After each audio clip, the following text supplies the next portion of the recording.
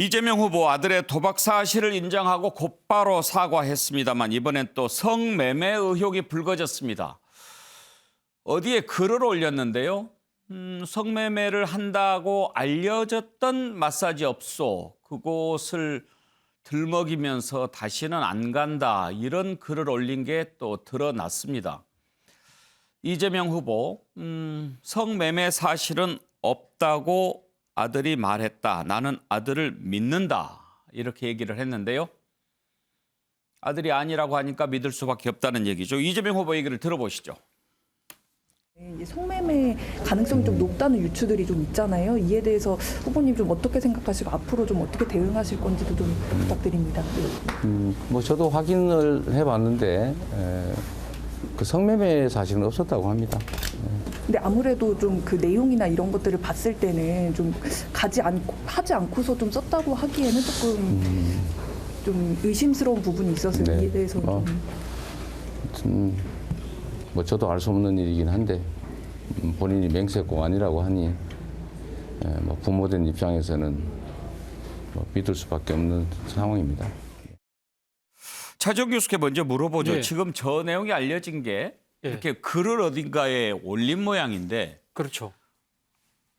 아니 그 뭐 마사지 업소 관계 무슨 자랑이라고 그런 글을 올리는지 참 이해가 안 됩니다. 저도 이 부분이 좀 이해가 안 돼서 이 젊은 친구들한테 좀 물어봤습니다. 예. 물어보니까 지금 이런 상황을 조금 잘 아는 젊은 친구들 하는 얘기로는 그러한 그 업소를 다니는 경우에 일종의 레벨이 있다고 그럽니다. 레벨. 예, 레벨을. 그러니까 그게 이제 적극적으로 이 자신의 경험을 올려주고 하면 예. 약간 그 업소에서 특별한 대우를 해주는 뭐 그런 것이 있대요. 그런 베니핏이 있기 때문에 아마 그런 것 때문에 올리지 않았을까라는 것이 이 젊은 친구들이 뭐 이렇게 자기들끼리 하는 이야기를 제가 우연히 들어서 뭐 보니까 제가 좋은 글도 아니잖아요. 가지 예. 마라. 예. 뭐 마사지 시간도 안 지킨다. 이런 글을 올렸는데 저런 글을 올려도 레벨을 올려주나요? 모르겠습니다. 그러니까 또 다른 글이 있었는지 모르겠습니다만 예. 어떤 식으로든 그러니까 많은 글을 올렸다고 한다면 아마 그런 부분들이 아마 감안되지 않았을까라는 생각이 들고요. 저는 오늘 뭐 이재명 후보가 부모된 입장에서는 믿을 수밖에 없다고 뭐 이야기하지만 저도 뭐 이 자식된 그 아비의 심정에서는 뭐 그렇게 이야기할 수밖에 없지만 그러나 국민들이 지금 이재명 후보를 바라보는 이 시선은 대통령 후보 입장이잖아요. 그렇다고 한다면 대통령 후보 입장에서는 가면 어떤 이야기를 할 필요가 있을까? 그러면 아들에게 주어진 이런 이 성매매 의혹이 있다고 한다면 이런 부분들이 분명히 국민들이 의구심이 갖고 있는 만큼 이런 부분들에 대해서도 아들이 뭐 수사기관이나 이런 데서 수사를 받을 경우에는 책임지도록 하겠다는 예. 그런 이야기도 좀 곁들였으면 어땠을까 하는 아쉬움이 있습니다. 신경민은 그런데 지금 도박도 그렇고 또 성매매 의혹도 본인이 어딘가에 글을 올려서 알려지게 된 것 아니겠습니까? 그렇죠. 뭐 취재를 했거나 뭐 수사를 했거나 이렇게 해서 된 것도 아니고 그 심리를 참 이해를 못 하겠습니다. 감추고 싶은 부분이 아닌가 싶은데 말이죠. 그쪽을 즐겨 이용하는 사람들한테는 그런 것이 다 뭐 기록이 되고 자랑거리가 되고 어떻게 말하자면 이 고수로 올라가는 하나의 자격증 비슷한 게 아니겠습니까? 그러니까 그쪽 세대, 그쪽의 커뮤니티 사람들의 심성을 저희들이 이해를 하는 것이 맞겠죠. 그러니까 지금 우리의 기준으로 봐서는 도저히 납득이 안 되는 일들인데 이런 것들이 굉장히 오랫동안 되고 있다라는 것이 어떻게 보면은 나이 든 세대로서는 개탄스러운 겁니다만 한 문화로 이해할 수밖에 없어 보입니다. 예. 이재명 후보로서는 참 가슴이 아플 겁니다. 아들이 관련된 문제이기 때문에 더욱 그럴 거고요. 또 하나는 이제 윤석열 후보 부인 김건희 씨의 허위 경력 의혹 논란 때문에 한참 그쪽으로 좀 관심이 쏠려 있던 마당에 또 자식 문제가 터졌으니까요. 도박과 관련된 부분에 대해서는 어제 바로 재빠르게 사과를 했고 오늘 또 뭐 그 돈 어디서 난 거냐 도대체 뭐 얼마나 잃은 거냐 이런 질문이 쏟아졌는데 그 부분에 대해서는 이렇게 답변했습니다. 들어보시죠. 언론 여러분들 저한테 아마도 질문하고 싶은 게 있을 것 같아서 제가 미리 말씀을 드리도록 하겠습니다. 제 가족들과 관련해서 매우 불미스러운 일이 발생했습니다. 자식을 가르치는 부모 입장에서 참으로 죄송하다는 말씀을 드립니다. 앞으로 이런 일 발생하지 않도록 대전의 노력을 기울이겠다는 말씀을 드립니다. 일각에서는 도박 자금 출처도 좀 수사해야 된다 이런 얘기도 하시는데 도박 제가 알기로는 은행에 빚이 좀 있습니다. 대개 한 1,000만 원 이내를 잃은 것 같아요. 빚을 내서 네. 자금으로 네, 사용하셨다. 네. 그 자금이라고 할 건 없고 이제 한 번에 뭐 몇십만 원씩 뭐 이렇게 찾아서 그 사이버머니라고 하나요?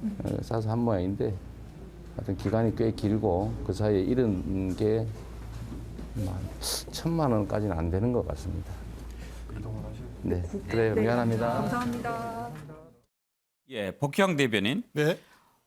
지금 이재명 후보 발언 들어보면 뭐 그렇게 큰 도박은 아니었다. 그리고 그 돈을 도대체 어디서 나서 한 거냐 이런 것에 대해서 이제 해명을 한 것 같은데 지금 저 해명에 대해서 국민들이 어떻게 생각할 거라고 보십니까? 글쎄 우선 뭐 저도 같은 또래 아이들이 있는데 참 아버지 입장에서 참담할 겁니다. 그리고 국민 보기에 민망해서 막 굉장히 좀 다른 때는 굉장히 씩씩한 모습이었었는데 오늘은 굉장히 목소리도 작고 좀 기가 죽어 있는 예. 모습처럼 보이는데요.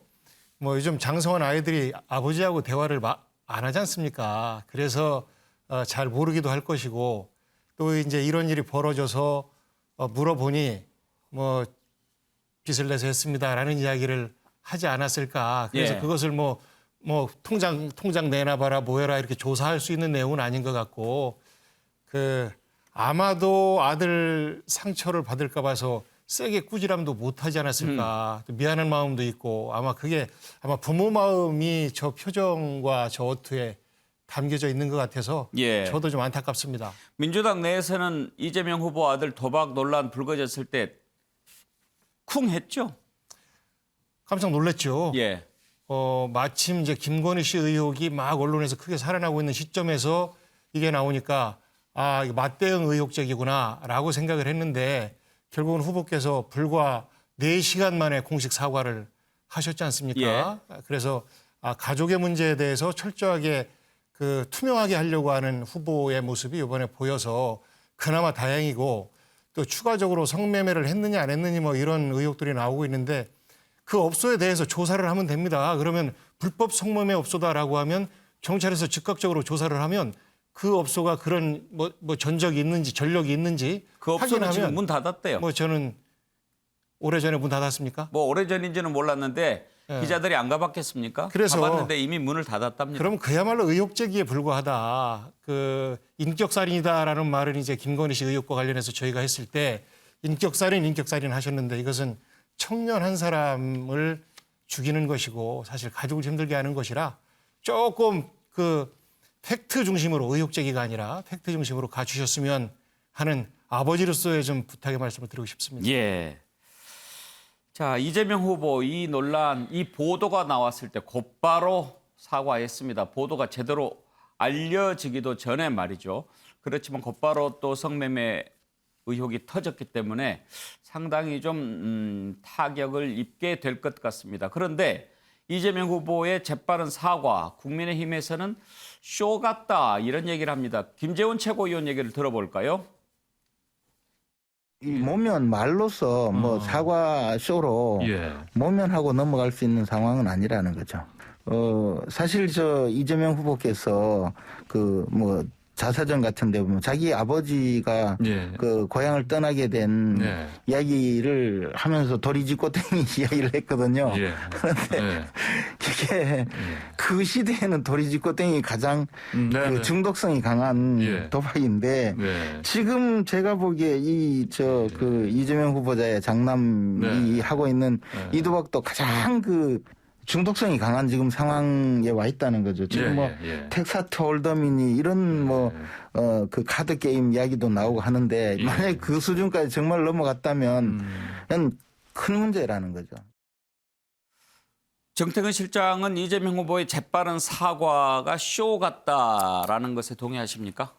사과 쇼라는 표현은 전혀 적절치 않고요. 저는 개인적으로 최고 권력자를 지향하거나 또는 유명한 정치인, 상당한 지위에 있는 정치인들 가족들의 범죄나 부도덕한 일들이 검증되고 비판되는 것은 불가피하지만 그럼에도 불구하고 좀 그 절제되어서 비판되어질 필요가 있다 이런 생각을 기본적으로 갖고 있고요. 더더군다나 조금 전에 이제 그 아버님 부친 문제부터 시작해가지고 마치 유전적인 것처럼 얘기하는 것은 저는 바람직하지 않다고 예. 생각합니다. 과거 대통령 중에 이제 김영삼 대통령, 김대중 대통령이 대통령으로 재임할 때에 그 아들들이 정치자금법 위반 뇌물죄로 구속이 됐습니다. 또 김영삼 대통령 같은 경우에는 사실은 김현철 씨가 정확히 범죄가 성립되는가라는 논란이 있음에도 불구하고 대통령이 나서서 구속을 해야 된다라고 얘기할 정도였거든요. 그래서 저는 아까 이재명 후보가 얘기를 하면서 그 자식의 일에 대해서 해명을 하려보다도 법적으로 문제가 있으면 엄한 처벌을 받아야 된다. 그것이 도박의 문제이든 성매매의 문제이든 그거를 후보인 이재명 후보가 나서가지고 뭐 성매매는 아닌 것 같다 뭐 이렇게 얘기할 이유가 저는 없다고 봐요. 그래서 그러니까 뭐 윤석열 후보에 대해서도 마찬가지인데 정확하게 문제 제기를 하고 그리고 명확한 법적인 잣대 모든 사람들한테 요구되는 도덕적 잣대 그 기준을 가지고 얘기를 하고 다만 후보 입장에서는 더욱더 엄격하게 내 아들이니까 내가 굳이 해명할 생각, 내 부인이니까 내가 굳이 그걸 해명하기보다는 그 문제에 대해서 나는 분명한 잣대, 또 법적으로 문제가 있다면 분명히 처벌받는 것이 당연하다. 예. 이런 입장들을 견지하는 것이 저는 바람직하지 않은가 싶습니다. 예. 자, 그런데 신경민 의원 이 부분은 한번 생각을 해봐야 될 것 같습니다. 김재원 최고는 말을 약간 좀 뭐라고 그럴까요? 돌려서 하는 스타일이라고 한다면 김진태 전 의원은 직설적으로 하는 스타일 아닙니까? 지금 전에도 방금 한번 보여주시죠. 이재명 후보가 아마 웹 자서전에 아버지 관련된 글을 쓰면서 도리지꽃땡에 좀 빠져서 그나마 있던 밭대기를 다 날려버렸다 이런 글을 쓴 건데 김재원 최고도 얘기를 하면서 그 부분을 살짝 건들죠. 그러면서 이제 아는 사람 알아라 그런 뜻이고 김진태 전 의원 지금 이재명 비리검증 특별위원장을 맡고 있는데 아예 이건 3대를 이어서 범죄자 집안 아니냐 이렇게까지 얘기합니다. 지난번에 민주당도 윤석열 후보 부인 김건희 씨 관련해서 또 나왔을 때 민주당 사람은 아니지만 뭐 성형 가지고 얘기하고 막 자꾸 좀 나가는 경향들이 있잖아요. 글쎄 뭐 약점 잡으면 막 후비고 파고 뭐 별짓 다 하는 게 지금 현재 여야 정치권의 비슷한 행태인데요. 정 의원 말씀하신 대로 도덕적 잘못한 거 비난받으면 사과해야 되고요. 그건 뭐 당연한 거고. 법률적으로 문제가 돼서 사법 처리의 대상이라고 그러면은 조사도 받고 수사도 받고 별거 다 해야죠. 근데 이제 어저께 이재명 후보의 입장에서나 오늘 아침에 변명에서는 이제 그 대목이 빠져 있는 거예요. 법적 조치가 필요하고 사법적 조치가 더군다나 필요하면 똑같이 하겠다. 똑같은 그 잣대를 기준으로 돼서 내가 다 감수하겠다. 예. 우리 아들도 성인이고 성인이 받아야 되는 모든 거에 대해서 내가 감수할 수밖에 예. 없다. 이렇게 얘기했으면 훨씬 더 깨끗했을 거예요. 그런데 하여튼 상대당에서 저렇게 막 후벼 파는 것은 그게 여든 야든 맞아 보이진 않습니다. 예. 좀 이런 건 자제했으면 좋겠고요. 그리고 당사자들은 도덕적 비난과 법적 자태에는 깨끗이 예. 원칙대로 가는 것이 맞죠. 오늘은 이제 형사처벌 사유가 되면 당연히 책임지겠다, 칠 것이다 이렇게 얘기를 했는데 지금 신 의원 말씀은 아예 처음에 사과할 네. 때 저런 부분을 솔직하게 얘기를 했어야 된다 이 말씀인 거죠? 이건 뭐 절대적인 기준입니다. 예. 자, 지금 이제 국민의힘에서 이런 부분을 제기를 했는데 그렇지만 김병준 선대위원장은 다 큰 아들의 문제인데 이걸 너무 문제 삼는 것 바람직하지 않다는 입장을 밝혔습니다. 들어보시면 어떤 의미일까 알 수 있을 것 같은데 들어보시죠. 성인이 됐다면 성인 아들로서의 또 독자성이 있는 것 아니겠습니까? 그런 독자성이라는 부분에서 우리가 이 문제, 이 네거티브 공방을 너무 크게 안 했으면 좋겠다라는 생각도 들고요. 네거티브로 이게 가면요, 절대로 민주당이나 이재명 후보가 유리하지 않습니다. 그러니까 너무 네거티브에 서로 함몰되는 것은 좋지 않다. 복경 대변인, 네. 지금 김병준 위원장 말씀을 얼핏 들어보면 민주당 생각해 주는 것 같은데 그렇지는 않겠죠? 그러면요. 어떤 뜻으로 이야기한 것 같습니까? 지금 이제 이재명 후보의 경우에는 뭐 다양한 의혹들이 다 드러났고 그리고 상당 부분 해명도 됐고 이번에 이제 아들 문제가 나왔는데 이것은 뭐 의혹이라기보단 이제 20대 젊은이의 어찌 보면 이제 뭐 작은 일탈 부분인데 아까 신 의원님 말씀하신 것처럼 맨 처음에 바로 법적인 부분까지도 거론했었으면 좋겠습니다만 뭐 이제 맨 처음에는 당황했을 겁니다. 그래서 공식적인 입장을 발표할 때는 법적인 처벌을 받아야 된다면 받아야 된다라고 생각한다. 그리고 치료도 받게 하겠다. 이렇게 하셔서 그 문제는 저는 대응을 아버지로서의 대응을 잘했다라고 생각합니다. 그리고 이 여러 가지 네거티브와 관련해서 앞으로 김건희 여사 관련해서는 끊임없이 남아 있어요. 이제 뭐 허위 이력서라든지 이거는 정말 그 일부분 가장 약한 부분이고 그 나머지 뭐 첩첩산중으로 쌓여 있지 않습니까? 이런 부분들을 해소하려면 우선 저는 당사자와 또 후보가 깔끔하게 우리 국민들에게 고백하고 그리고 저는 윤석열 후보와 이재명 후보가 빨리 국민들 앞에 좀 보여줬으면 좋겠어요. 우리 옛날에 과거에 살아온 것들 100% 당당하지는 않지만 이런 오점도 있지만 또 이런 강점을 가지고 대한민국을 이끌겠습니다라는 토론도 하고 정책 대결도 펼치고 해야 되는데 사실 윤석열 후보께서 그런 토론을 좀 피하고 있기 때문에 후보가 안 보입니다. 민주당에서는 후보가 단독샷을 받고 있는데 국민의힘에서는 김종인 위원장이라든지 김병준 위원장이라든지 해서 후보의 목소리는 안 들려요. 그리고 한다는 것이 이제 조금 아까 이제 사과였었는데 저는 아까 그 사과가 과연 사과일까라는 그런 의구심이 듭니다. 사과는 명확하게 제가 이러이러한 잘못을 했습니다. 국민 여러분 용서해 주십시오라는 것이 사과인데 정확하게 워딩을 보면 경력 기재가 일부 잘못된. 지금 윤석열 후보 얘기하는 거죠? 그건 이제 그렇습니다. 다음에 다룰 내용입니다. 그때 그런가요? 얘기하십시다. 알겠습니다. 실장. 지금 김병준 상임선대위원장이 얘기한 것은 이런 겁니다. 지금 이제 각 후보에 대한 네거티브에 집중하게 되면 이번 선거의 의미를 상실할 수도 있다라는 얘기를 하는 겁니다. 무슨 얘기냐면 야권을 비롯해서 정권 교체를 바라는 사람들이 기본적으로 이렇게 높은 비율로 유지되고 있는 이유는 뭐냐면 문재인 정부의 지난 5년간의 실정 그리고 민주당한테 표를 몰아줘서 180석을 줬더니만 폭주를 하고 결국은 내로남불을 하고 거기에 이어가지고 이재명 후보가 포퓰리즘, 그러니까 요즘은 포퓰리즘이라고 표라고 그러죠. 표만 되면 모든 것을 하는 이런 정책에 대해서 이것이 계속 가면 정말 대한민국이 어렵고 우리 국민들이 힘들어질 것이다.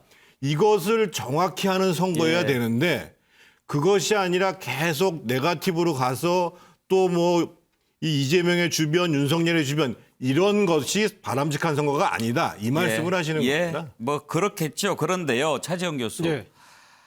네거티브로 안 가면 좋겠다는 걸 누가 모르겠습니까? 그리고 그러면 얼마나 좋겠습니까? 그런데요, 네거티브 공방은 사실 예고돼 있지 않았습니까? 그렇죠. 이 예고돼 민주당, 국민의힘 양쪽에서 대선 후보 뽑을 때 가장 의혹이 많은 후보들이 후보가 되지 않았습니까? 그래서 심지어 홍준표 후보 같은 경우에 가장 추악한 대선 이런 표현도 하고 둘 중에 한 명이 되면 둘 중에 한 명은 감옥 간다 이런 얘기도 하고 말이죠.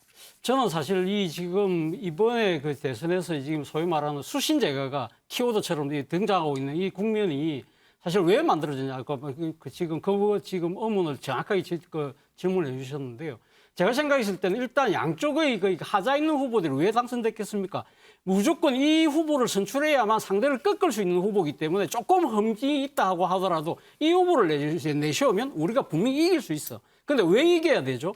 이거는 대통령 선거에서 이기면 소위 말 승자 독식이지 않습니까? 말 그대로 재앙을 뽑는 지금 선거처럼 돼 있기 때문에 이러한 상황에서는 무조건 우리는 이길 수 있는 후보만 찾으면 된다는 그러한 일종의 정치적인 만능주의가 지금 상당히 만연해 있는 것이죠. 그러다 보니까 사실 이렇게 하자 있는 후보들이 결국 본선에 올라옴으로써 진영 간의 대립과 갈등이 더 첨예해지고 네거티브 선거전이 될 수밖에 없는 상황이 되는 것이죠. 문제는 여기서 끝나는 것이 아니라 누군가가 승리를 했을 경우에 그러면 패자가 승복할 수 있겠습니까?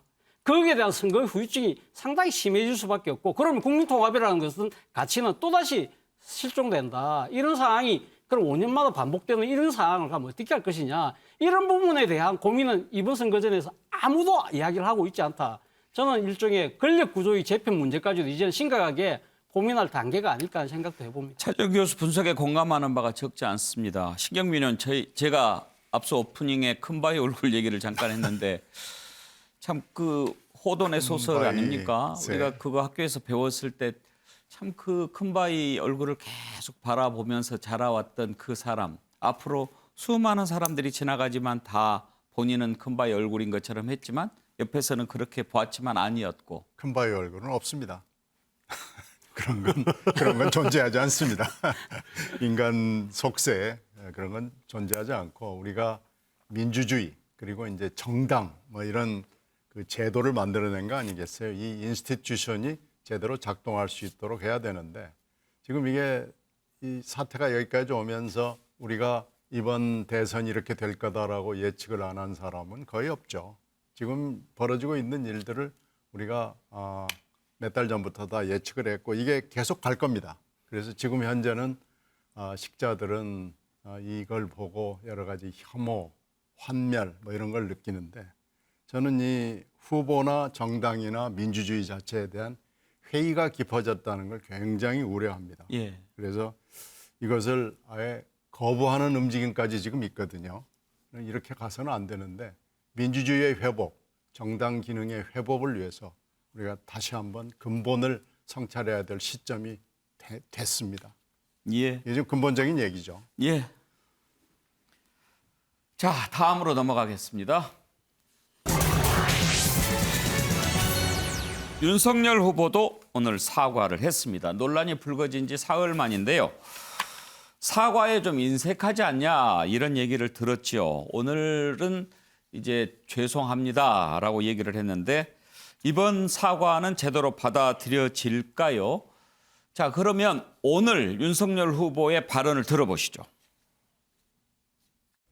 제 아내와 관련된 논란으로 국민 여러분께 심려를 끼쳐드려 죄송합니다.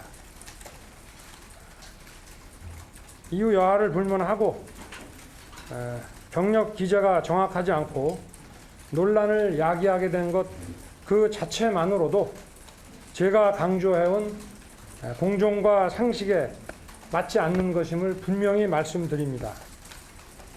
국민 여러분께서 저에게 기대하셨던 바 결코 잊지 않겠습니다. 과거 제가 가졌던 일관된 그 원칙과 잣대, 그건 저와 제 가족, 제 주변에 대해서도 똑같이 적용이 되어야 합니다. 아내와 관련된 국민의 비판을 겸허히 달게 받겠습니다. 그리고 더 낮은 자세로 국민께 다가가겠습니다. 죄송합니다. 정태근 실장 의견 한번 들어보고 싶습니다. 지금 윤석열 후보의 저 발언은 대국민 사과라고 볼 수 있나요? 그럼요. 오늘 뭐 그렇게 길지 않은 얘기입니다만 중요한 내용은 그러한 그 경력을 가지고 논란이 된 것 자체가 본인이 이제까지 얘기해왔던 공정과 상식의 잣대에 맞지 않는다라고 분명히 얘기를 했고요. 거기에 더해서 앞으로도 이제까지 본인이 가져왔던 일관된 원칙을 자신과 자기 가족 그리고 자기 주변에도 분명히 적용하겠다. 그리고 부인에 대한 비판에 대해서 아내에 대한 비판에 대해서 겸허히 수용한다. 더 낮은 자세로 국민에게 다가가겠다. 예. 이렇게 얘기했으면 이건 명료하게 사과를 하는 명백한 거죠. 사과다. 그럼요. 복귀왕 대변인도 그렇게 보십니까? 저는 좀 아쉬운 부분이 많습니다. 어떤 점입니까? 이재명 후보의 사과와 윤석열 후보의 사과가 많이 차이가 나요. 4시간 만에 이재명 후보는 담백하게 사과를 했고 그리고 또 법적인 처벌이 필요하다면 처벌도 받게 하겠다라는 말씀까지 하셨단 말이에요. 그런데 이 부분은 아내에 관한 의혹에 대해서 3일간에 거쳐서 끌어오다가 이번에 사과도 무엇을 정확하게라고 찍어서 사과하는 것이 아니고 경력 기재가 정확하지 않다. 이것은 잘못된 게 아니라는 뜻입니다. 정확하게 안 했다라는 거예요. 완전히 다른 겁니다.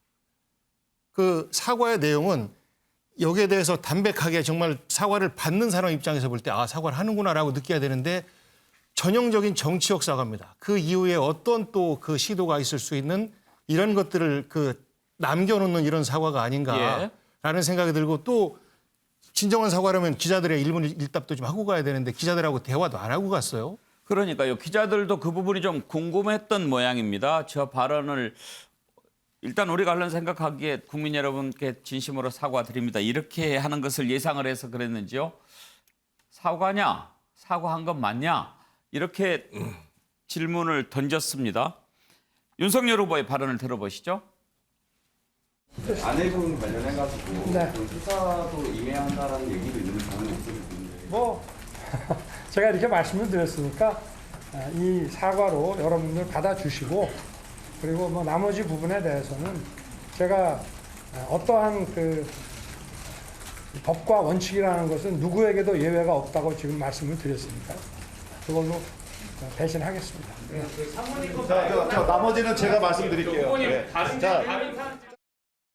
자, 차지원 교수. 예. 이 정도 했으면 이제 사과로 받아달라. 저는 좀 아쉬운 대목이 많은 것 같습니다. 그러니까 진정한 사과라고 한다면 말 그대로 진정성이 담겨야 되잖아요. 그런데 오늘 지금 이유를 불문하고 라는 이야기를 왜 했을까요? 그리고 또 논란을 야기하게 된 그 자체만으로도 이런 부분들이 상당히 이 진정성이 담겼다기보다는 뭔가 본인은 좀 아지 못해서 하는 그러한 모습이 보이잖아요. 그리고 또 하나는 진짜 사과가 되려고 하면 그 사과의 실천력을 어떻게 할 것이냐의 부분이거든요. 물론 뭐 제가 가졌던 일관된 원칙과 잣대 이는 저와 제 가족 주변 모두에게 똑같이 적용된다고 했지만 이 본인이 그러니까 전직 검찰총장 평생을 검사로 살아오신 분의 입장에서 본다고 한다면 그러면 지금 예를 들면 공소시효가 지난 부분에 대해서는 그러면 처벌이 안 되잖아요. 그런 부분들을 어떻게 할 것이냐. 그 도덕적 하자는 어떻게 할 것이냐. 이런 부분들이 만약에 상당히 문제가 있다고 판명이 났을 때 향후 대통령 영부인으로서의 지위와 역할을 어떻게 할 것이냐. 이런 부분들도 얘기할 필요가 있다. 그리고 또 하나는 오늘 기자들이 물었던 부분은 그러면 지금 김건희 씨가 직접 육성사과해야 되는 거 아니냐. 이러니까 이양수 대변인이 뭐라고 이야기했냐면 역대 대선 후보 배우자가 이런 문제로 사과한 적이 없다. 그 간행이 없다는 거예요. 전례가 없다는 거예요. 그렇다고 한다면 역대 가면 이 대선 후보 배우자 중에서 이런 사례가 있었나요? 저는 이런 식으로 이야기하는 것 자체가 어떻게 보면 진정한 사과일까라는 고개를 갸웃거리게 만드는 것이 아닐까 하는 생각이 듭니다. 만약에 제가 이제 그 일문일답은 못 들었는데 그렇게 답변했다면 그런 생각을 할 만도 하군요. 아무튼 오늘 이 사과를 놓고도 이런저런 얘기가 나오는데 그것도 사흘 걸렸습니다. 어제 그제 이와 관련된 얘기를 들어보면 참 사과하기 힘들어하는구나 하는 것을 알 수가 있습니다. 들어보시죠. 오래된 일이라서 좀 그 진상을 확인하는데 좀 시간이 좀 걸리고요. 제 처가 어제 뭐 기자 질문이 사과를 하냐 하면 사과하는 마음이다 이렇게 했을 텐데 그 대응하는 게 좀 그래서 사과할 의향이 있냐 하니까 있다 이렇게 얘기를 해서 뭐 사과라고 하는 것이 또 의향이 있으면 또 한참 있다가 하고 그러는 것이 아니라 이미 그런 과정을 통해서 국민들께 이런 죄송스러운 마음을 가지고 있고 그걸 표현했다고 보고 있고 민주당에서 하는 이 공세 중에 저희가 국민에게는 비판을 어떠한 비판도 다 겸허하게 받아들이지만 또 과도한 정치 공세에 대해서는 또 이거는 이렇고 저건 저렇고 하는 부분을 소상히 또 설명을 드려야 되니까 국민께 어떠한 결론이 있더라도 어쨌든 공세의 빌미라도 준 것 자체가 그거는 잘못됐다고 저는 생각합니다. 국가 최고 지도자가 되려고 하는 사람의 부인에게 요구하는 윤리적 기준이기 때문에 그거를 충족시키지 못한 부분에 대해서는 국민께는 늘 죄송한 마음입니다. 예, 신경민 의원. 네. 이제 저 부분도 윤석열 후보는 사과라고 생각을 하는 것 같은데 일반적으로 생각하는 사과와는 좀 달라서 말이죠. 사과 몇 번 더 해야 될 것 같은데요. 검사 출신이라 그렇죠. 더 사과가 힘든가요? 네, 검사들은요. 형법에 의해서 기소가 되는 것만이 문제라고 생각을 해요. 근데 이제 뭐 기소되기까지 조사, 뭐 수사 이런 것도 많이 해야 되고 또 그 전에 여러 가지 절차들이 있잖아요. 그리고 도덕적 문제에 대해서는 또 굉장히 망설이죠. 그러니까 제가 이재명 후보에 대해서 비판했던 게 똑같이 윤석열 후보에게도 해당이 됩니다. 도덕적 비난, 도덕적 비판에 대해서 무조건 이건 사과해야 되고요. 법률적 이거 다 받아야 됩니다. 지금 특히 윤석열 후보에게는 조국 수사라는 업보가 있습니다. 조국 전 장관에게 적용했던 모든 기준을 그대로 윤석열 후보에게 적용을 해서 수사받고 조사받고 기소하고 재판받고 하는 거에 대해서 본인이 감수해야 됩니다. 그런 것이 사과에 들어가야 되고요. 지금 현재 이번 대선의 특징 하나는 서로 지금 하자 있는 후보들끼리 붙은 거 아니겠어요? 그렇다 그러면은 제기될 수 있는 모든 의혹에 대해서 준비를 하고 나타나야죠. 그것이 굉장히 중요한 준비입니다. 2017년의 예를 들어보면은요. 당시 문재인 후보에게 의혹으로 제기될 수 있는 모든 것에 대해서 조사를 1차 마치고 나서 대응을 했거든요. 그래서 그 당시 혹시 기억을 하실지 모르겠습니다만은 안철수 후보 측에서 그 문재인 후보의 아들 문제를 뉴욕 유학 시절 제기한 적이 있습니다. 즉각 대응이 가능했던 건요. 뉴욕 시절도 전부 다 조사를 마쳤거든요. 그러니까 지금 이 의혹투성이의 두 후보는 엄청나게 두꺼운 자체 파일을 가지고 나타나야 되는데요. 윤석열 후보의 경우에는 그 당시에 6.29 때 정치 선언을 할 때 그 직후에 윤석열 엑스파일이 돌아다녔잖아요. 그럼 그걸 가지고 준비를 했어야 됩니다. 그리고 그 준비를 하고 난 상황에서 이번에 문제 제기가 됐을 때 바로 나와서 사과할 건 사과하고 사법 처리할 건 사법 처리를 해야 되는데 지금까지 아무 조사나 대비를 하지 않았다는 것은 캠프, 선대위, 당, 후보 모두 다 문제가 있는 거고요. 이렇게 준비를 해서는 안 됩니다. 정태균 실장, 예.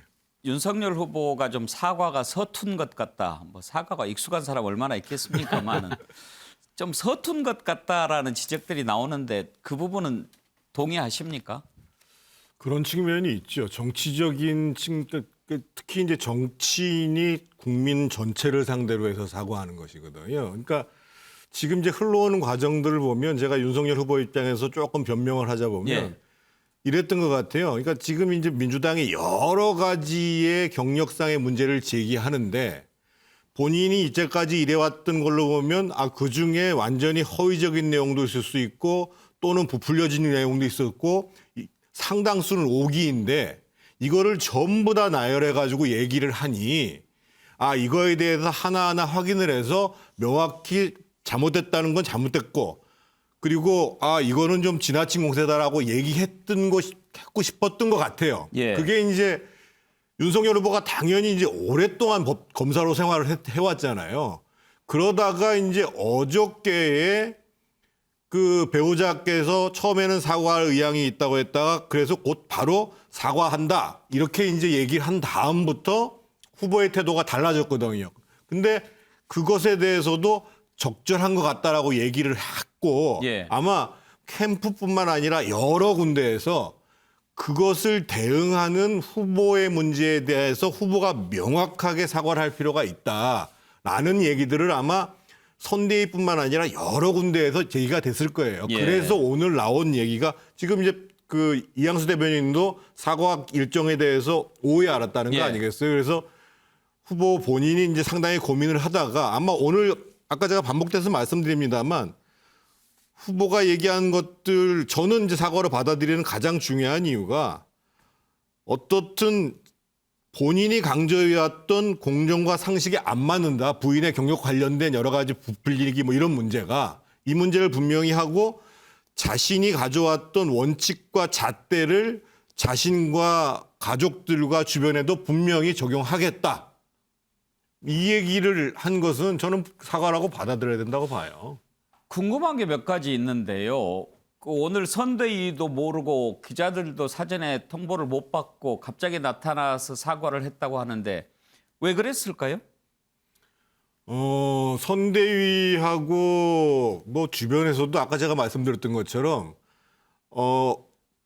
보다 더 명료한 형태의 사과가 필요하다는 얘기는 여러 군데에서 제기됐겠죠. 그런데 앞서 제가 말씀드렸던 것처럼 후보 역시 사과할 생각이 있는데 이런 과정들을 좀 정리를 해가지고 한꺼번에 하지 않겠는가. 그러니까 사과가 필요하다라는 얘기는 올라간 것이고 그 시점이 오늘이다라는 것을 몰랐다는 것이고 그런 차원에서 보면 어제 후보가 생각했던 것과는 좀 다른 형태로 오늘 얘기 나와 있는 그런 표현으로 사과를 한 거죠.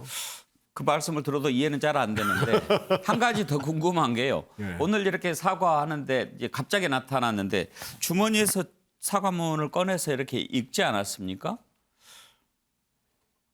왜 그랬을까요? 그게 더 이렇겠죠, 진정성 그거는. 있게 보여진다고 생각했을까요? 아니죠.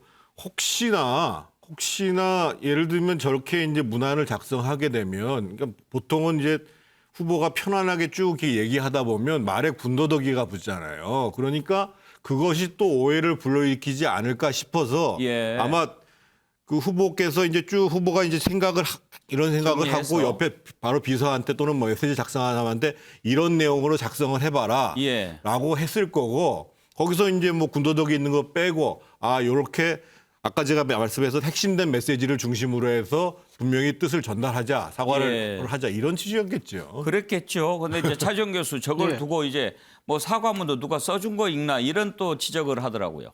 예, 뭐 저는 뭐 그러니까 뭐 그런 부분들이 충분히 의심의 그러니까 이 지금 할 수 있는 상황이 된 건 분명해 보입니다. 사실 어떻게 보면 이 윤석열 후보의 전격성 이런 부분이 이번이 처음은 아니잖아요.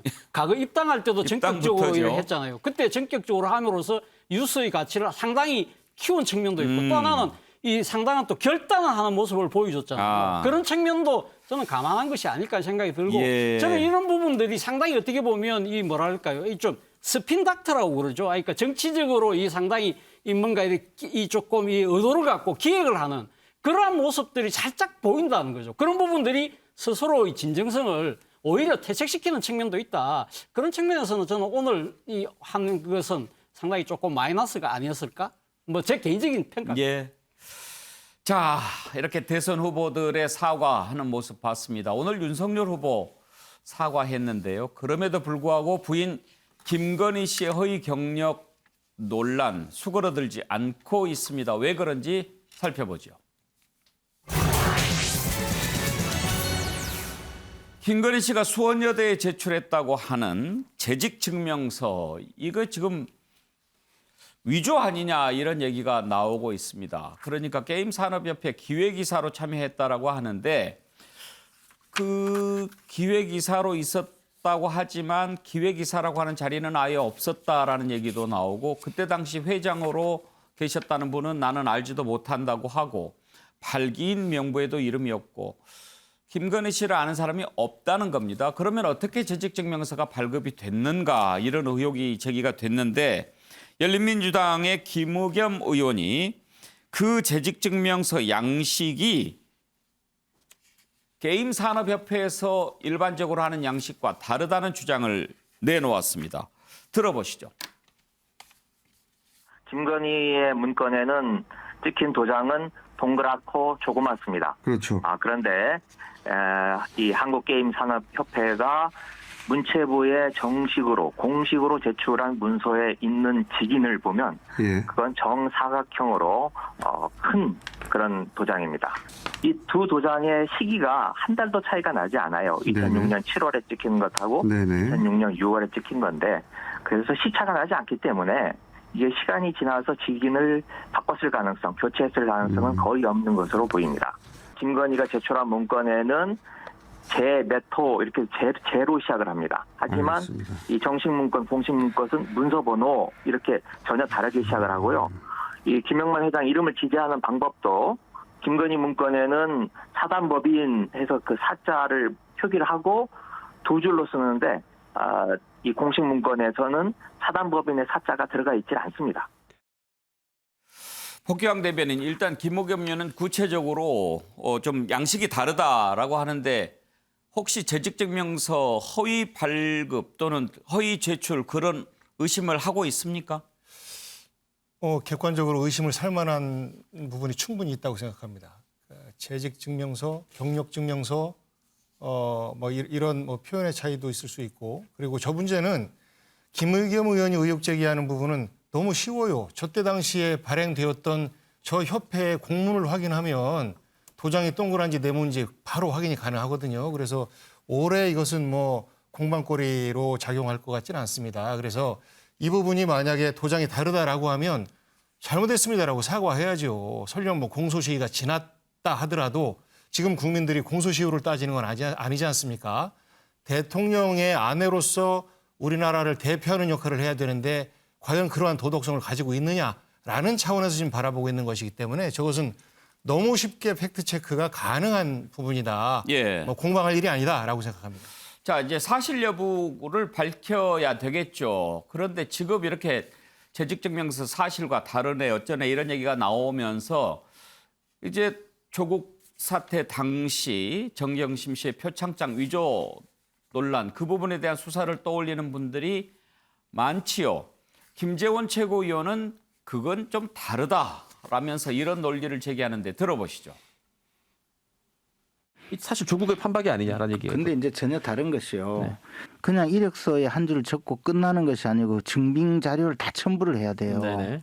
그러니까 쉽게 말해서 증빙 자료에는 정확한 자료가 나와 있잖아요. 근데 이제 김건희 씨 표현대로 조금 돋보이게 좀 제목을 좀 근사하게 썼다 이거 아니에요? 예, 제목을 좀 근사하게 썼는데 채용이나 또는 그 중요한 경력을 확인하는 분들이 그냥 넘어갈 리가 없는 거거든요. 조국 교수는 그 부인이 바로 그 표창장, 점수에 산정되는 표창장을 위조해서 제출한 거고 그렇게 해서 합격을 한 것이고. 정태근 실장도 김재원 최고위원의 의견에 동의하십니까? 아니요, 저는 그렇게 생각하지 않습니다. 이제 일단 그 배우자가 어저께 이제 사과를 한 거고 저는 예를 들면 문제가 있다고 한다면 그리고 그것을 계속 밝히라고 얘기한다면 밝힐 수 있는 방법이 뭐가 있는지 모르겠습니다만 어떻게 확인할지 모르겠습니다만 있으면 잘못된 거면 잘못된 거, 허위면 허위인 거, 아니면 아닌 거 이런 걸 갖다가 얘기를 해야죠. 그러니까 예를 들면 김의겸 씨가 저렇게 얘기하지 마시고 요구를 하세요. 그 협회에다가. 그럼 발부 대장이 있을 거 아니겠어요. 그러니까 저거는 지금 뭐냐면 양식이 2장이 있는데 양식이 한 달만 해도 달라질 수도 있잖아요. 그러니까 양식이 2장이 있는데 의혹이 있다 얘기하는 거니까 저렇게 열심히 김의겸 씨가 얘기를 하니까 김의겸 씨가 산업협회에 가서 자료를 가져와서 그 당시에 저런 경력서가 발급된 게 없다라고 증명을 하시고 그러면 당연히 그 배우자의 코마나 콘텐츠의 김건희 대표도 나 잘못됐다 이렇게 인정을 해야죠. 민주당에서 그렇게 할 수도 있지 않나요? 그러니까 그렇게 할 수 있죠. 예. 하지만 저는 검증에 임하는 공인으로서 나선 사람의 자세는 이런 의혹이 있다면 본인 스스로 해명을 해야 됩니다. 본인 스스로 만들어 와서 이렇습니다라고 해명하는 게 맞지 의혹을 제기하는 사람이 끝까지 나의 의혹이 정당하다 옳다라고 이렇게 그 과정을 거쳐라라고 하는 것은 저는 조금 안 맞는 주장이라고 생각합니다. 국민들도 이해를 하지 못할 거예요. 그때 그러면은 조국 후보는 또는 배우자들은 자기가 다 아니라고 증명했어요? 아니었잖아요. 그 부분은 끝까지 주장을 하고 있고 지금까지도 정경심 교수는 억울하다, 위조가 아니다라는 주장을 끝까지 하고 있기 때문에 그런 것이고요. 지금 이제 김건희 씨도 아니다, 이것이 맞다라고 끝까지 주장을 한다면 의혹을 제기한 김의겸 씨나 혹은 시민들이 그 의혹에 대해서 풀어줘야 되겠죠. 근데 지금은 사과까지 하는 마당에. 예. 자, 차정 교수. 지금 이제 김재원 최고위원이 하고 싶은 얘기는 또 이런 부분도 있는 것 같습니다. 어제 윤석열 후보도 그런 얘기를 해서 지금 논란이 됐는데 그 수원여대 겸임 교수인가요? 그 이제 서류를 내면서 저 부분이 문제가 된 건데 채용이나 결정에 아무 영향이 없다라고 하는 게 겸임 교수 뽑을 때는 그런 것을 구체적으로 들여다보는 게 아니다. 그런 얘기를 하는 것 같고 윤석열 후보는 겸임 교수 그거는 뭐 시간 강사 아니냐. 네. 그 뭐 그런 거 가지고 이제 그렇게 문제를 크게 생각하느냐라고 하면서 네. 지금 이제 시간 강사 하시는 분들이 상당히 또 반발하고 그렇죠. 있고 김건희 씨도 오늘 또 그런 비슷한 얘기를 했어요. 네. 특임 교수하고 겸임 교수는 좀 다른가요? 뭐 그건 학교에서 어떻게 그 명칭을 정하느냐에 따라서 달려 있기 때문에 그리고 또 이제 그런 부분들을 학칙에다가 이제 개별적으로 다들 이제 자신들이 알아서 판단하는 부분이기 때문에 뭐 겸임 교수든 저도 뭐 특임 교수이긴 예. 합니다만 이러한 부분들이 그러니까 소위 말하는 정규직은 아니죠. 정규직은 아니기 때문에 그렇기 때문에 채용하는 과정에서 뭔가 조금 이렇게 이 정규직 채용할 때 그만큼 잣대가 엉켜가지 않다 그런 이야기를 하고 싶은 것 같은데요. 아무리 비정규직이고 뭐 겸임이고 특임이라고 하더라도 그 내야 될 서류를 만약에 이렇게 허위로 만들 경우에는 그것이 나중에 발각된다고 할 때에는 그 사람의 지위에 상당한 하자가 생길 수밖에 없는 상황인 것이죠. 저는 예. 그것은 뭐 어떻게 보면 사실 어떻게 보면 문제의 본질을 좀 흐리고 있는 것이 아닐까라는 생각이 듭니다. 그래요. 신경민 의원. 지금 김건희 씨도 겸임 교수라는 거는 소개해서 가는 거다. 뭐 그렇게 대단한 게 아니지 않느냐. 이렇게 얘기를 했는데 이런 인식들도 논란이 될 수 있어요. 될 수 있죠. 저도 겸임 교수를 했거든요. 예. MBC에서 그만둘 무렵에 겸임 교수를 했는데 아무나 겸임 교수, 특임 교수 하는 건 아닙니다. 그렇겠죠. 특별하게 뭐 하여튼 경력을 인정을 받든지 해서 하는 거기 때문에 그 경력이나 수상이나 재직을 속이는 것은 신의칙에 어긋납니다. 그건 그렇게 해서는 안 됩니다. 예. 자, 이렇게 허위 경력 의혹과 관련해서 계속된 주장이 나오고 있는데 사실 확인이 가장 중요하겠죠. 그리고 민주당이 또 한 가지 의혹을 제기했습니다. 김건희 씨가 납부했다는 건강보험료 의혹인데요. 소득에 비해서 너무 적다라고 하는 겁니다. 조홍천 의원이요.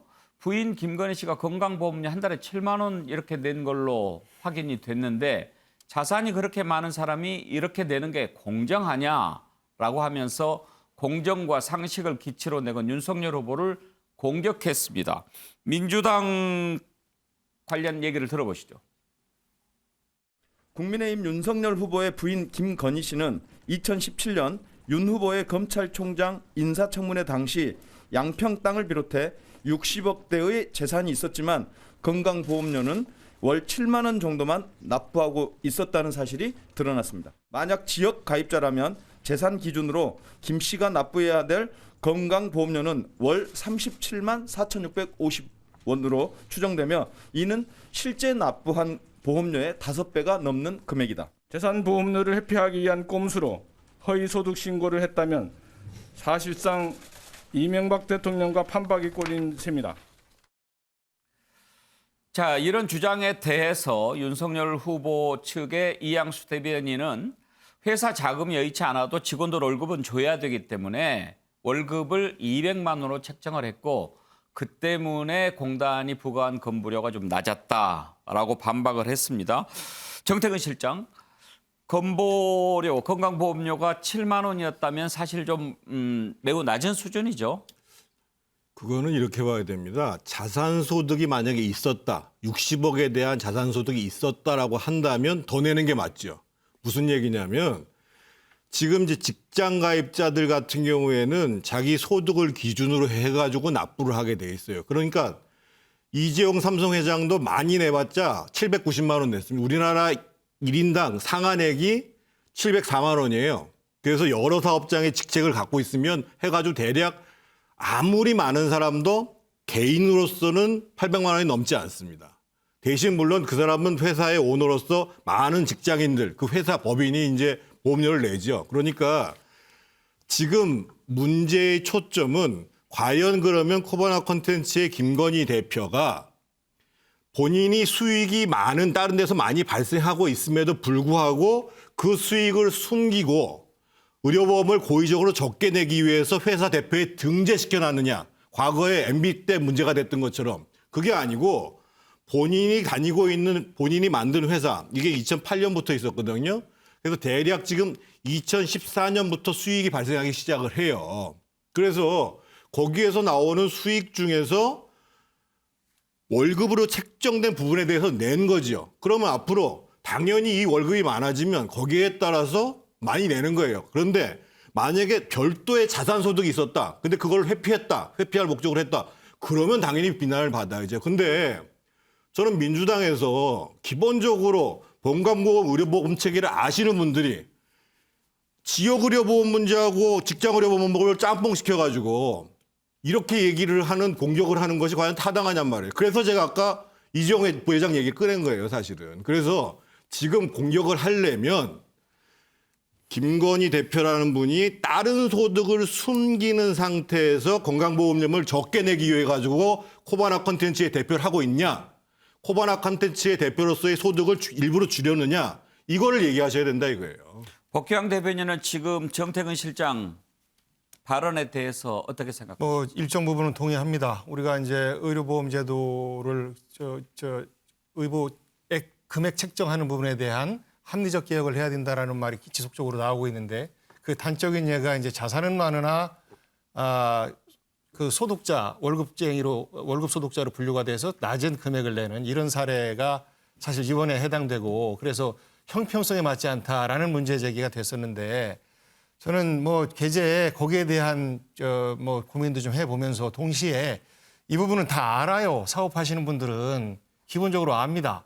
그리고 그 수익이 남한테 가지 않습니다. 본인이 대표로 있고 대표사로 있고 혹은 가장 많은 지분을 갖고 있는 그 회사로 수익이 남기 때문에 본인 돈인 거예요. 그래서 저는 본인이 조금 더 그 당당하게 공인으로서의 앞으로 삶을 살고자 했다면 의료보험료 더 냈어야죠. 일반적인 회피수단 그대로 적용한 겁니다. 그래서 그거를 100번 우리가 뭐 이해해서 받아준다 하더라도 가장 일반적인 의료보험료를 아끼기 위한 회피수단을 선택한 거다라는 것에 대해서는 저는 변명하지 못할 것이다라고 생각합니다. 차정 교수 시각이 궁금합니다. 결국은 지금 이 코바나 콘텐츠의 그 상황 때문에 그러니까 그 때문에 지금 오너인 김건희 씨의 월급을 낮췄다는 그 주장이잖아요. 만약 그것이 맞다고 한다면 뭐 저는 뭐 그것이 크게 뭐 비난받을 일은 아니라고 보지만 그 부분이 진짜 이것이 진짜 이 진술이 맞느냐 이 부분은 아마 코바나 콘텐츠의 당시에 그 근무했던 사람들이 아마 저는 이 부분이 사실이 아닐 경우에는 일종의 뭐 양심 고백 같은 게 있지 않을까 이러한 부분들은 좀 더 지켜볼 대목이다. 사실은 뭐 지금 김건희 씨 측의 그런 해명대로라고 한다면 뭐 저는 뭐 그런 뭐 의혹들은 충분히 있을 수 있지만 뭐 그 부분 때문에 그 부분이 진짜냐 사실이냐 아니냐가 저는 가장 중요한 부분인 것 같습니다. 신경빈 의원은 어떻게 생각하십니까? 이게 지금 근본적인 의료보험 체계 문제로 지적되는 거거든요. 그러니까 이걸 회피하기 위해서 월급을 만약 저렇게 굉장히 낮췄다 그러면은 그건 해서는 안 되는 짓이고요. 이건 좀 조사를 해봐야 되는데요. 의료보험 체계를 바꿔야 된다는 이 굉장히 많은 지적 중에 이게 아주 제일 중요한 지적입니다. 그래서 이 부분은 일단은 조사를 좀 해보고 비난 가능성이 있으면 비난해야죠. 예. 자, 의혹을 짚어봤고요. 자, 대선이 지금 80여일 정도 남았는데요. 이렇게 지금 가족 리스크가 대선판을 흔드는 가장 중요한 변수가 되고 있습니다. 그러다 보니 대선판이 더 혼탁해지고 또 지지율도 출렁거리고 있는데 이 내용을 살펴보겠습니다. 먼저 최근에 나온 지지율을 한번 살펴볼까요? 이재명 후보 또 윤석열 후보 둘 다 가족 의혹에 휩싸였는데 한국갤럽의 최근 조사입니다. 이재명 후보가 윤석열 후보 1%포인트로 앞선 결과가 나왔습니다. 지난주에 비교해 보면 뒤집어진 겁니다. 안철수, 심상정 후보는 5%고요. SBS와 넥스트 리서치가 공동으로 조사한 지지율 역시 이재명 후보가 35.4, 윤석열 후보가 33.3, 이재명 후보가 앞서는 것으로 조사가 됐습니다. MBN 매일경제와 RN서치가 조사한 것을 보면 좀 다릅니다. 윤석열 후보가 42.3, 이재명 후보가 38.4, 윤석열 후보가 여전히 앞서고 있지만 그 전주보다는 격차가 좁혀진 것으로 조사가 됐습니다. 전체적으로 보면 윤석열 후보가 이재명 후보에게 쫓기는 그런 여론조사 결과가 나왔습니다. 차지원 교수, 네. 아무래도 최근에 그 윤석열 후보 부인 관련된 문제들 이런 것들이 지지율에 좀 반영이 됐겠지요? 저는 뭐 반영됐다고 봅니다. 아무래도 윤석열 후보의 그 지금 여러 가지 그러니까 주변을 둘러싼 의혹들이 끊임없이 제기되고 있기 때문에 소위 말하는 컨벤션 효과가 많이 그 지금 그러니까 이 조금 없어진 것이 아닐까 하는 생각이 들고요. 그리고 지금 이번 이 여론조사에는 우리가 앞서 모두에 이야기했던 이재명 후보 아들의 이 도박 관련된 예. 이 부분은 지금 제가 알기로는 반영이 안 돼 있는 부분으로 알고 있습니다. 그렇기 때문에 이번 주말을 지나면서 좀 지켜볼 필요가 있다. 근데 사실은 이 지금 양측 간의 이러한 이 공방을 둘러보면서요. 아마 이 유권자들이 이런 생각을 할 거예요. 이런 속담을 떠올리지 않을까요? 예. 내 눈의 들보는 보지 않고 남의 눈의 티끌만 탓한다. 성경에도 나오는 예, 얘기. 속담이 있지 않습니까? 이러면서 양쪽에서 자신의 그 여러 가지 의혹에 대해서 좀 더 겸허히 반성하고 되돌아보는 태도를 저는 좀 더 중시해서 유권자들이 볼 대목이 아닐까 생각을 해봅니다. 정태근 실장, 오늘 뭐 이준석 대표가 어디 인터뷰하면서 환장하겠다고 그렇게 표현을 했던데요. 뭐 환장할 일은 아니고요. 뭐 저희가 잘못한 것이 있거나 또 저희 주변에 어려운 점이 있으면 그거를 국민들 여러분께 진솔하게 설명을 하고 또 다른 또 지지를 받을 수 있는 걸 만들어가는 것이 선거이고요. 지금 저 여론조사 저도 이제 뭐 아침에 쭉 데이터를 봤는데 사실은 좀 충격적이죠. 왜 충격적이냐면 그 도표보다도 중도층에 있어서 이전에는 윤석열 후보가 훨씬 앞섰는데 이번에 뒤집어졌습니다. 중도층이요. 그러니까 지금 이제 저 조사가 이루어진 시점이 지난 화요일, 수요일, 목요일이었습니다. 네. 빅데이터상으로 보면 그 김건희 대표에 대한 언급량이 전체 정치인들 중에 1등을 했습니다. 아하. 정치인을 앞서가지고. 정치인보다 많은 거죠. 그럼요. 그래서 이제 이게 이제 특히 그 조사 기간하고 딱 맞물린 겁니다. 저희 실질이 일이 화, 수, 목에 이루어졌기 때문에. 그리고 이제 조금 전에 차재용 교수님 말씀하신 것처럼 아마 이제 지금 이재명 후보의 아들 문제가 어제부터 이제 본격화되기 때문에 주말을 지나서 조사되는 다음 주 월요일 날, 그리고 또 한 가지 여론조사의 변수는 목요일 날 지금 방역 강화 조치가 예고가 돼가지고 지금 이제 내일 토요일부터 지금 시행되기 시작하잖아요. 예. 그래서 이 부분들이 있어가지고 이런 부분들을 종합적으로 그 반영을 해서 다음 주에 저희가 판단을 해야 되고 예. 저희들이 여론조사를 보는 거는 뭐 경마식으로 뭐 기분이 좋고 이런 게 아니라 실제로 유권자들 사이에서 지지율의 변화가 생겼다고 한다면 그러면 뭐가 문제였고 우리는 무엇을 개선할 것이고 정말 우리가 지지율을 더 올리기 위해서 메시지나 정책이나 후보의 일정을 어떻게 잘 만들 것인가 이게 선거죠. 그렇죠. 민주당으로서는 그렇게도 바라던 이른바 골든 크로스가 일어난 여론조사가 2개나 나왔는데 복귀왕 대변인께서는 최근에 나온 여론조사에서 이렇게 좁혀지고 또 뒤집어지고 하는 것 이유를 어떻게 분석하십니까? 예, 뭐 얼마 전에도 이런 조사가 좀 나오기도 하고 했습니다. 예. 그래서 지금부터 연말까지는 이렇게 근소한 차이로 엎치락뒤치락 하는 모습을 보이다가 저희들은 내년 1월이면은 전반적으로 앞서는 형태로 나오지 않을까라는 그런 기대를 갖고 있는 예. 것이요. 그 이유로는 맨 첫 번째를 보면 애시당초 대선이 시작되기 전에 이재명 후보의 지지가 윤석열 후보보다 많이 높았습니다. 그랬죠. 그리고 나서 이재명 후보는 컨벤션 효과를 못 보고 경선의 컨벤션 효과를 못 보고 윤석열 후보는 컨벤션 효과를 톡톡히 보고 그래서 11월 초에 격차가 윤석열 후보가 많이 앞서는 것으로 나왔다가 그것이 선대위 구성이나 당내 갈등이나 이런 것들 때문에 한 달여에 걸쳐서 윤석열 후보는 좀 까먹고 반대로 이제 이재명 후보는 현장에서의 강점, 정책의 강점 이런 것들을 보이면서 메타버스로 지역을 다니면서 조금씩 쌓아왔단 말이죠. 그래서 지금 만들어 놓은 이재명 후보의 지지율은 그냥 한 건으로 해서 인기가 확 올라간 것이 아니고 정말 알곡처럼 차근차근 저축해 놓은 이런 지지율이다라고 생각을 해요. 그래서 현재 이제 뭐 아들 문제라든지 그리고 뭐 그 김건희 씨의 의혹 문제라든지 이런 것들은 저는 그저 변수라고 보고 가장 중요한 것은 우리 국민들은 후보를 봅니다. 후보 옆에 누가 있느냐도 물론 중요하지만 후보가 과연 우리 대한민국을 이끌 만한 사람인지 능력이 있는 사람인지 검증된 사람인지 이런 측면에서 보면 이재명 후보가 갖고 있는 장점이 많기 때문에 예. 저는 지금부터 해서 1월 달로 가면 더 지금보다는 격차를 좀 벌릴 수 있지 않을까 이런 기대를 합니다. 기대하시죠? 예. 신경민 의원께서는 앞으로 지지율에 영향을 미치게 될 변수들로 어떤 것들이 있을 거라고 꼽으십니까? 이 지금 흠이 많은 두 후보이기 때문에 역시 흠 대 흠으로 그게 제일 클 것 같아요. 누구 흠이 더 센가, 누구 흠이 더 나오나 이것이 일단은 제일 큰 변수 아닐까요? 여기서 판가름이 일단은 나고요. 그 다음에 이제 후보의 경쟁력, 정책 뭐 이런 걸 텐데요. 아무래도 좀 미래를 보고 싶어 하죠. 지금 현재 코로나 상황이나 경제 상황이 국내적으로나 국제적으로 또 글로벌하게 매우 어렵기 때문에 미래를 보고 싶어 하는데 지금 미래를 볼 겨를이 없다는 것이 매우 심각한 문제긴 한데요. 국민들은 아무래도 미래에 뭘 할 건데 해줄 건데 이걸 다음에 보기 시작할 거예요. 그런데 문제는 지금 흠이 자꾸 드러나는데 이번에 대선에 큰 심각한 문제가 있습니다. 그렇습니다. 뭐 정책 비전 얘기하는데 지금 이제 80일 정도밖에 남지 않았지만 이렇게 확 정책 비전을 다투는 선거가 될 것 같아 보이지는 않고요. 방금 신경민 의원께서 말씀하신 것처럼 누가 더 흠이 적은가 싸움이 된다면 국민들로서는 누가 덜 나쁜 사람인가 이렇게 판단해야 되는 건가요?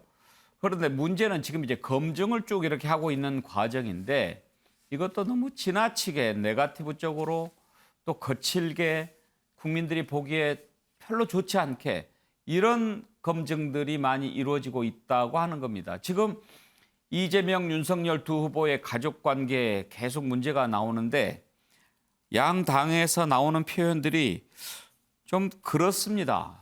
아까도 잠깐 얘기했는데 이재명 후보 아들 도박과 관련해서 김진태 의원은 3대가 범죄자 집안이다 이런 얘기를 했고요. 또 이재명 후보 쪽에 있는 김남국 의원은 또 김건희 의혹을 덮으려고 뭐 이런 것을 만들어냈다 이런 주장을 또 했습니다. 그것도 택시기사한테 들었다 이렇게 확인되지 않은 사실을 얘기하면서 말이죠. 두 발언을 한번 들어보면서 한번 생각을 해보죠. 이거 지금 뭐 부전자전이냐, 왜 그 집안엔 자꾸 이런 일이 이렇게 많냐, 이렇게 느껴집니다. 이게 문제죠. 뭐 이재명 후보 아시다시피 뭐 전과 3범, 4범 이렇게 되고, 그 후보의 아버지도 옛날에 뭐 저 상습 도박했다고 그 본인의 자서전에 그렇게 적혀 있거든요. 그런데다가 이제 아들까지 상습 도박을 사실상 자백한 게 됐으니 3대를 이어서 이게 범죄자 집안이 아니냐 이런 얘기가 당연히 나오는 거죠. 좀 집안 내력까지 연결을 지으시는 거 좀 약간 과한 말씀 아니실까요? 과한 게 아니고 네. 본인들이 자서전에 쓰고 본인이 사과하고 그런 거를 얘기하는 겁니다. 알겠습니다. 오히려 저는 저희가 제보받은 게 있는데요. 이 김건희 씨 의혹을 덮기 위해서 저희 후보자의 아들 문제를 갑자기 터뜨렸다라고 생각이 듭니다. 김건희 씨의 또 이런 어떤 사건이 일파만파 터지다 보니까 이걸 황급히 막기 위해서 또 한 거 아닌가. 오히려 저희가 거꾸로 사과하는 대신에 다른 사건, 여당의 후보의 어떤 새로운 의혹으로 이걸 덮으려고 했던 의도가 야당에게 있었던 것 아닌가. 선출직에 대한 검증은 뭐 그 선출직 권력의 크기와 비례를 하는데 특히 선출직의 배우자는 공적인 영역에서 직접 활동을 하잖아요. 본인 다음으로는 선출직 배우자는 굉장히 검증을 좀 세게 받아야 된다고 생각하죠. 하라고 할지라도 어쨌든 사실상 대통령에게 영향력을 미칠 수 있기 때문에 검증을 하긴 해야 된다. 그렇죠. 그렇지만 부인만큼 배우자만큼은 아니다.